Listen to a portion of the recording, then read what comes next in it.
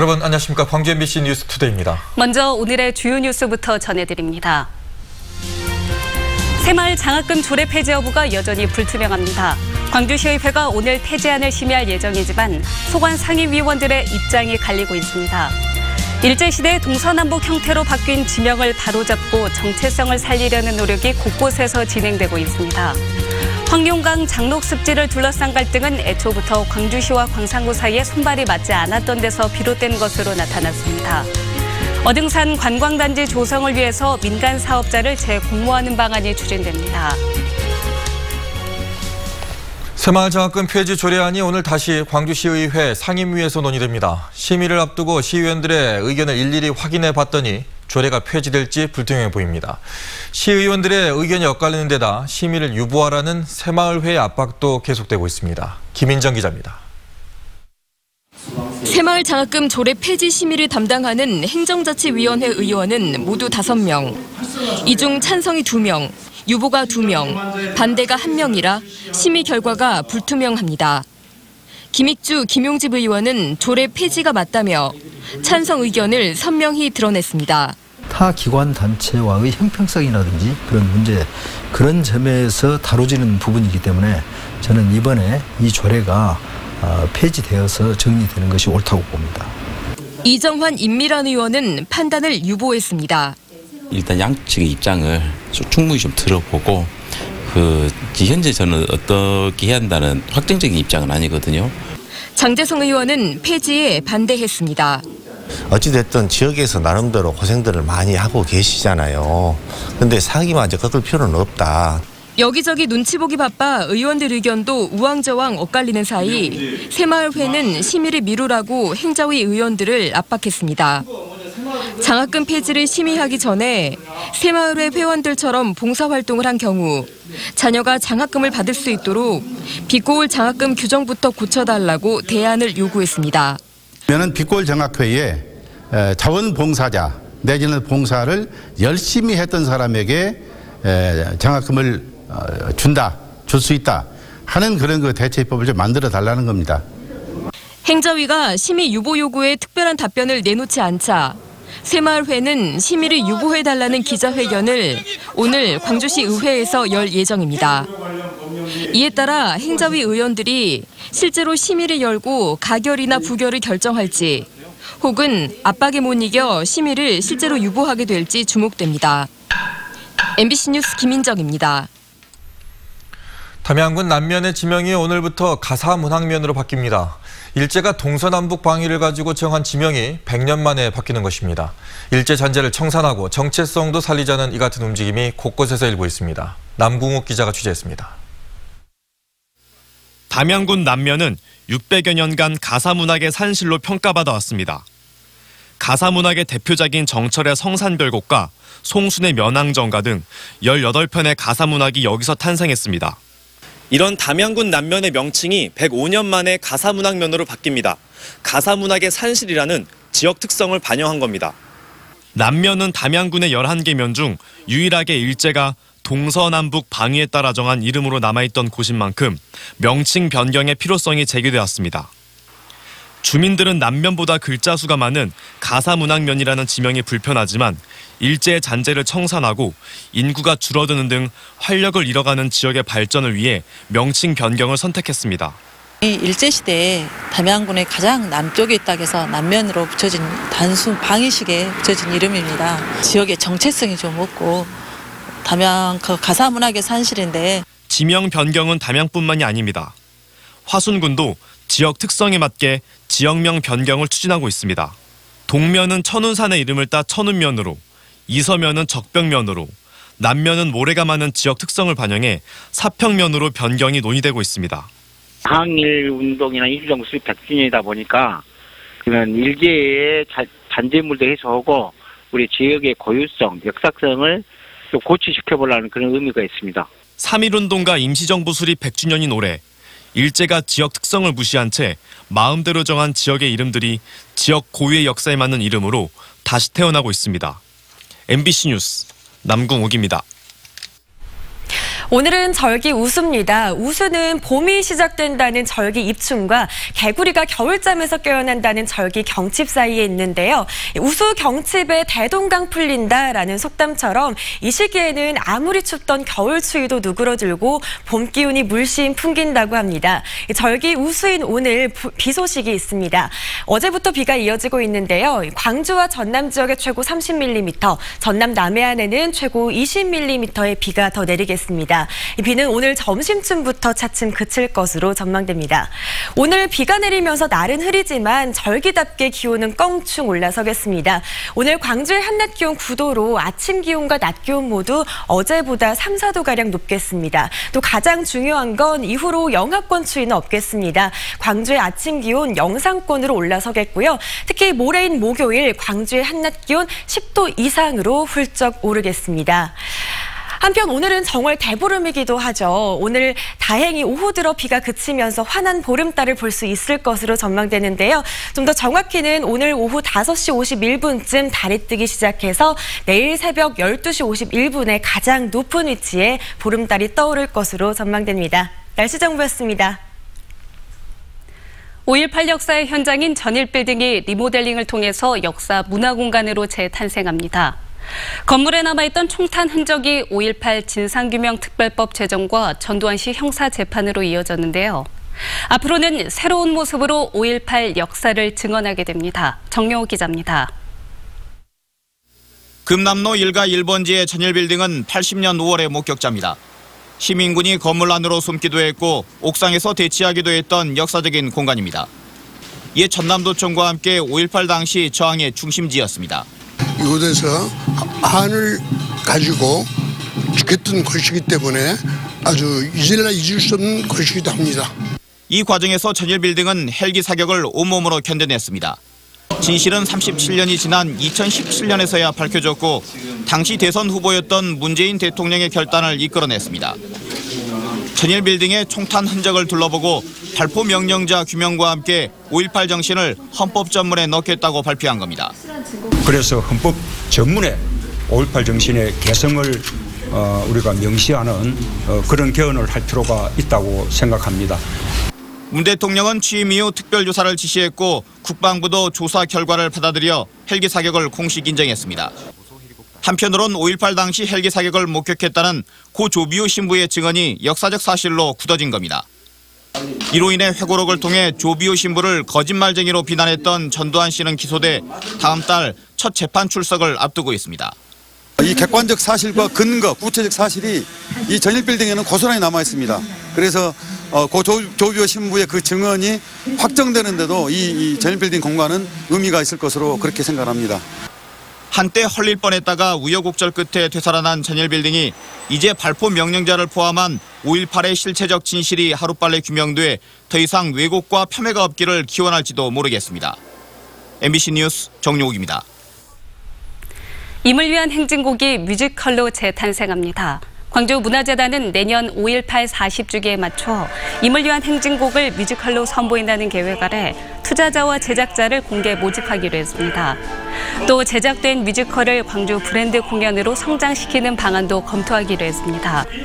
광주문화재단은 임을 위한 행진곡의 대중화와 세계화를 위해 지난해에는 교성곡과 관현악곡 등의 형태로 곡을 제작하기도 했습니다.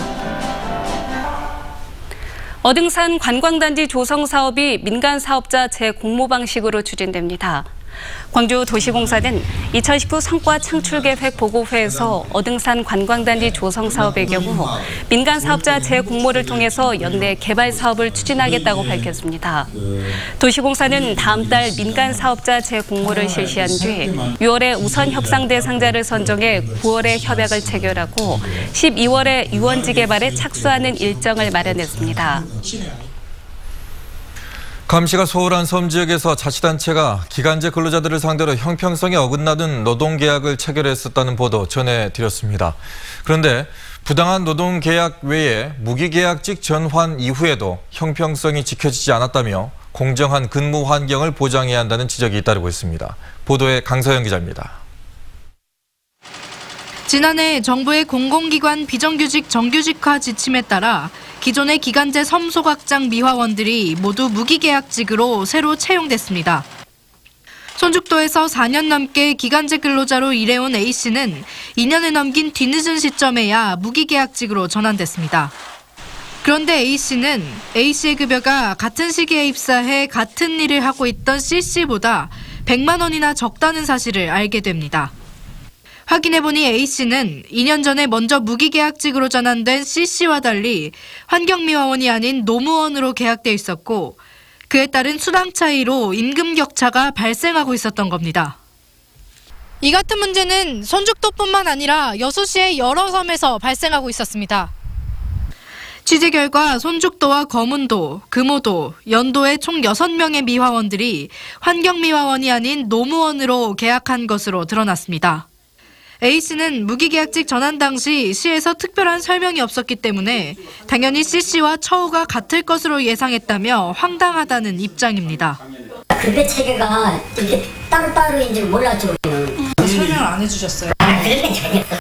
기존에 있던 직원도 환경미화원으로 먼저 대우를 받고 급여를 받으니까 우리도 그렇게 똑같은 일을 하니까 똑같은 걸로 당연히 생각하겠죠. 같은 일을 겪은 거문도의 또 다른 노무원도 계약 당시 문제를 제기했지만 당시 채용 담당 공무원이 문제를 차일피일 미뤄왔다고 말합니다.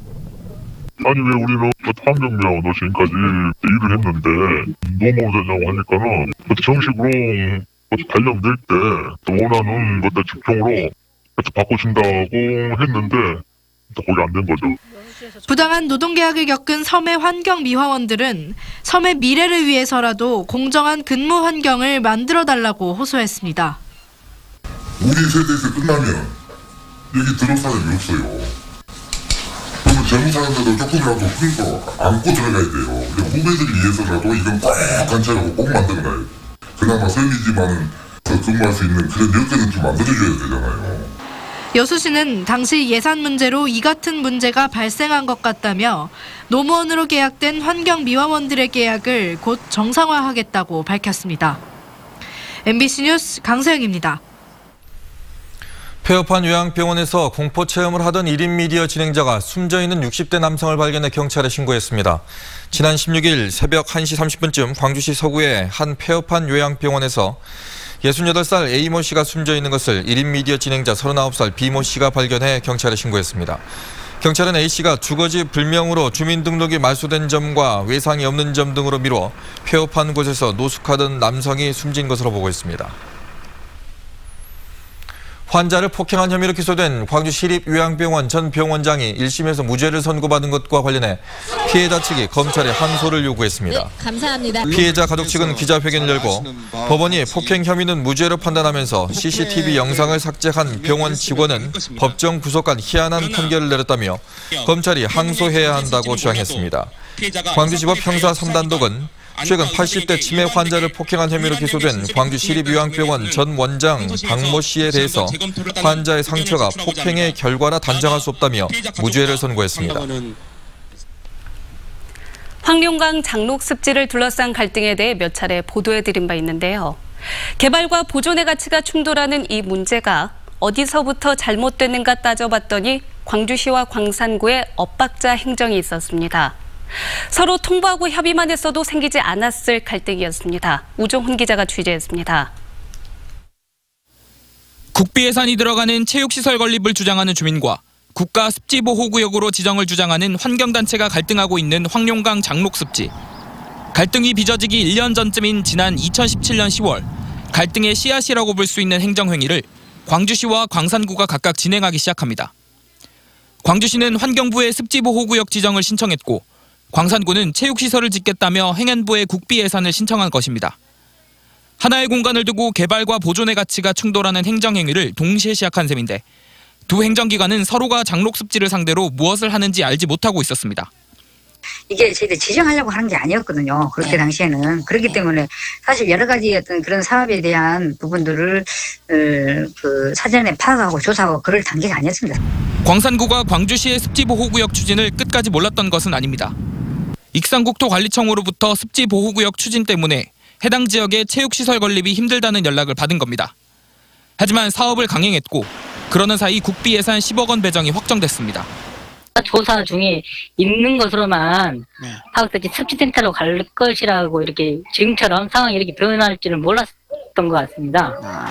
광산구가 국비 예산을 확보한 줄 모르고 습지보호구역 지정을 추진하던 광주시. 체육시설 예산이 확보되고 반년이 흐른 지난해 5월에서야 광산구의 계획을 알게 됐습니다. 기초자치단체와 광역자치단체 간의 이런 불협화음이 결국 주민과 환경단체들 간 갈등으로 번진 셈입니다.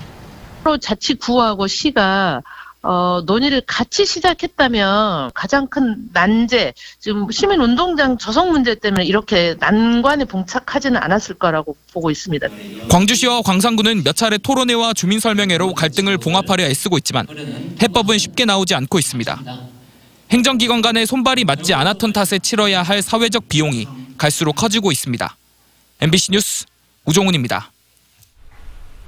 이용석 광주시장은 오는 3월 초 지역화폐인 광주 상생카드가 출시되면 연매출 5억 원 이하의 영세 소상공인에 대해서는 수수료율을 없애겠다고 약속했습니다. 이 시장은 상인연합회 임원들과 가진 간담회에서 지역화폐 혜택이 전통시장이나 골목상권에 돌아갈 수 있도록 하겠다며 이같이 밝혔습니다.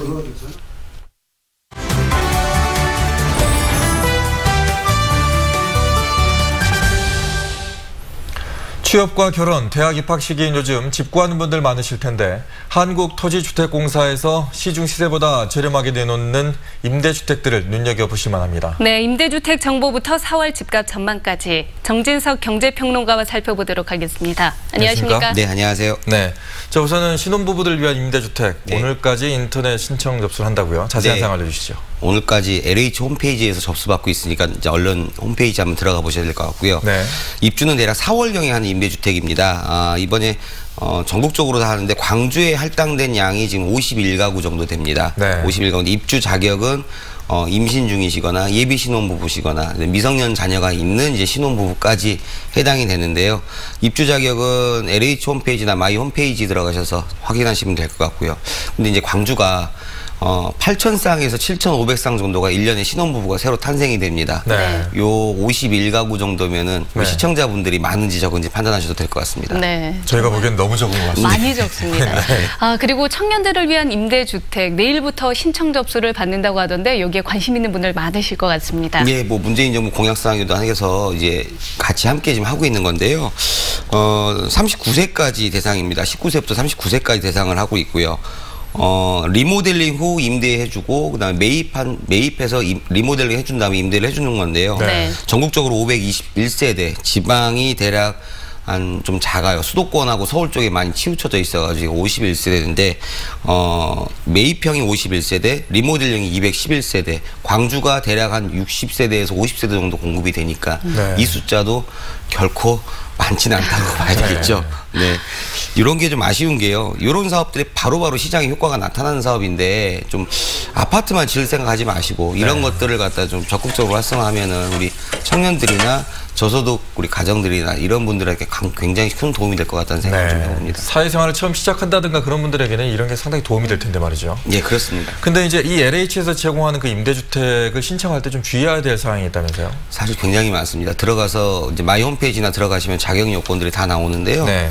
특히나 이제 소득 기준에 따라서 유무가 많이 갈립니다. 내 소득이 얼마가 되는지, 그다음에 재산이 얼마가 있는지. 그러니까 홈페이지 지금 방송상은 너무 길어서 말씀 못 드리고요. 네. LH 홈페이지나 마이홈 포탈을 들어가시면은 여기서 꼼꼼히 살펴보신 다음에 접수하시면 될 것 같습니다. 네. 알겠습니다.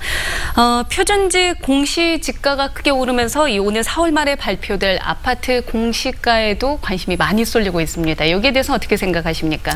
지난번 방송에도 잠깐 말씀드린 것 같습니다. 표준지 공시지가 인상됐고요. 잠깐 다시 말씀드리고 한다면 아시다시피 뭐 정부가 실거래가 반영률을 지속적으로 올리겠다고 공언한 만큼 올해도 당연히 오른다고 지금 봐야 되겠죠. 네.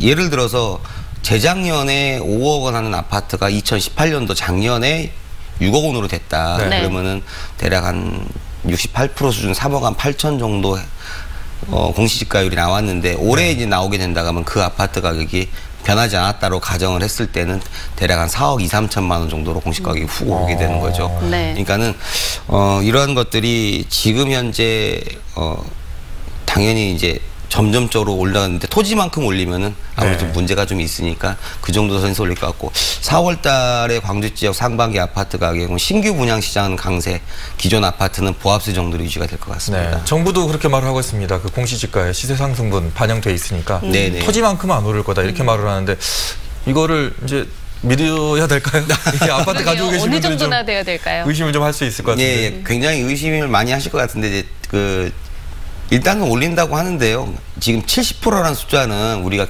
그 통상적으로 은행에서 대출을 받을 때 인정하는 시세거든요. 그러니까 그 이상을 올린다는 얘기는 결국은 아파트 가격을 인정한다는 얘기랑 똑같은 겁니다. 그 정도 선에서 아마 이번에 책정이 될 것 같다는 생각을 좀 많이 합니다. 예, 알겠습니다. 오늘 말씀 고맙습니다. 네, 감사합니다. 감사합니다.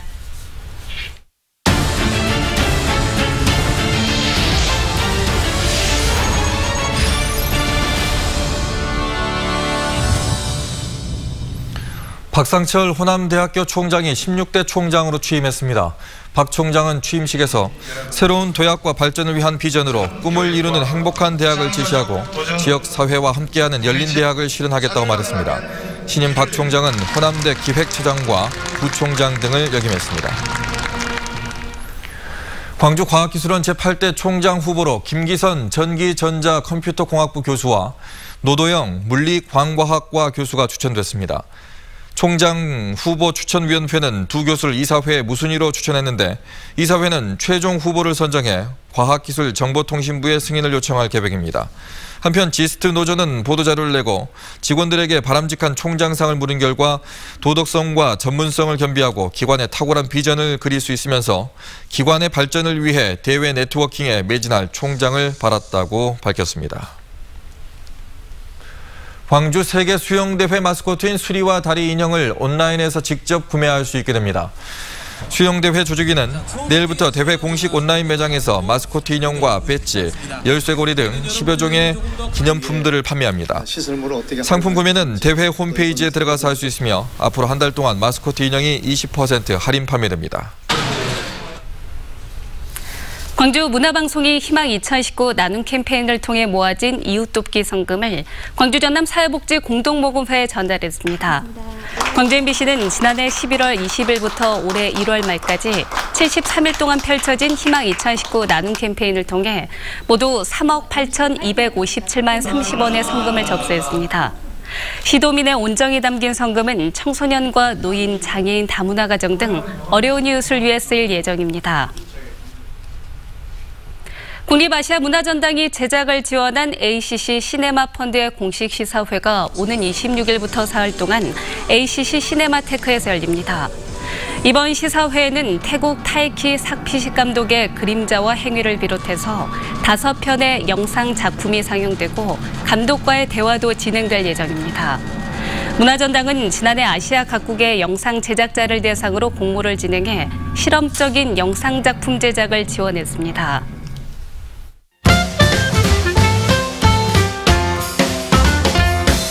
청년들을 위한 시책 너무 많아서 챙기기 어려우셨죠? 청년 일자리 지원 시책을 모은 안내책자가 제작됐습니다. 광주 청년 교통수단과 일경험 드림사업, 13 통장 드림사업 등 30개 정책을 구직과 채용, 근속, 창업 등 4단계로 나누어 정리했는데요. 대학과 공항, 터미널 등에서 받을 수 있고 광주시 누리집에서도 내려받을 수 있습니다. 문화 소외계층들을 지원하는 문화 누리카드 발급이 진행 중입니다.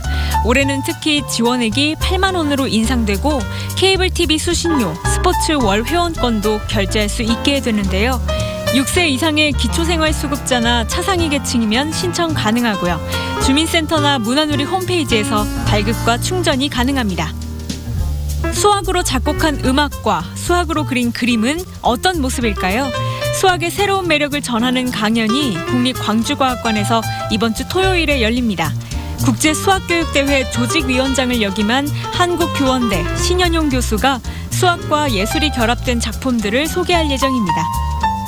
숨가쁜 일상에서 한 걸음 물러서서 여유를 찾을 수 있는 전시 설마 중 깊어질수록 꽃이 되느니 롯데갤러리에서 열리고 있습니다. 나이의 심과 박현철, 소빈 작가가 시간을 더하며 깊이를 더하는 천연 염색과 손바느질 한지 작품 60여 점을 선보입니다.